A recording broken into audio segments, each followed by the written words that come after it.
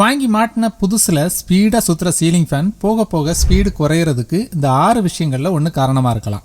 இதை ஈஸியாக சரி பண்ணி உங்கள் ஃபேனை பழையபடி ஸ்பீடாக சுற்ற வச்சிட முடியும். முதல் விஷயம், ஃபேனை நீங்கள் யூஸ் பண்ண அதிக ஹீட், வால்டேஜ் ஃப்ளக்சுவேஷன், அதிகப்படியான தூசு இந்த மாதிரியான காரணங்களால் அதில் இருக்கக்கூடிய கண்டென்சருடைய பவர் குறைஞ்சிக்கிட்டே வரும். இதோட பவர் குறைய குறைய ஃபேனோட ஸ்பீடும் குறைஞ்சிடும். இந்த கண்டென்சரை மட்டும் நீங்கள் புதுசாக மாற்றினா போதும், ஃபேன் பழையபடி ஸ்பீடாக சுற்ற ஆரம்பிச்சிடும். பொதுவாக 2.5 MFT கண்டென்சர் அப்படின்னு கடையில் கேட்டாலே ஈஸியாக கிடைக்கக்கூடியது. ரொம்ப சிம்பிளாக நீங்களே கூட இதை மாற்றிட முடியும்.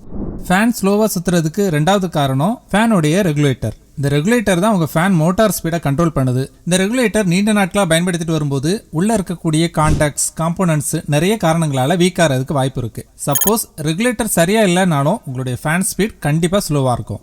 மூன்றாவது காரணம், ஃபேன் பிளேடில் அதிகமான டஸ்ட் சேர்ந்து இருந்தாலும் மறைமுகமாக உங்கள் ஃபேன் ஸ்பீடை அதை அஃபெக்ட் பண்ணும். மோட்டார் அதிகமாக ஸ்ட்ரெயின் பண்ணி சுற்ற வேண்டியது இருக்கும். ஃபேனோட பிளேட்ஸில் இம்பேலன்ஸ் வரலாம். ஸோ உங்களுடைய ஃபேன் ஸ்பீடை இதுவும் குறைக்கிறதுக்கு ஒரு காரணம்னு சொல்லலாம்.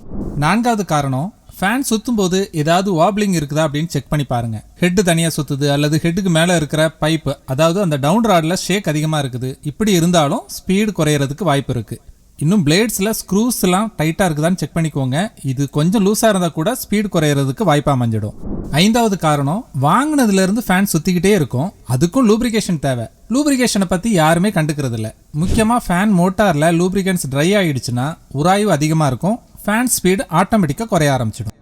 ஆறாவது பாயிண்ட், ஃபேன் சுற்றும் போது ஏதாவது கரகரன்னு சத்தம் வருதா அப்படின்னு செக் பண்ணி பாருங்க. இன்னும் சொல்லணும்னா ஃபேனை சுவிட்ச் ஆஃப் பண்ணிட்டு கையால ரெக்கையை சுத்தி பாருங்க. கரகரன் சத்தம் ஏதாவது கண்டிப்பா வந்ததுன்னா உராய்வு இருக்குது அப்படின்னு அர்த்தம். இப்படி இருந்தா ஃபேன் கண்டிப்பா ஸ்லோவா தான் சுத்தும். இந்த மாதிரி சத்தம் வர்றதுக்கு 2 காரணம் இருக்கு.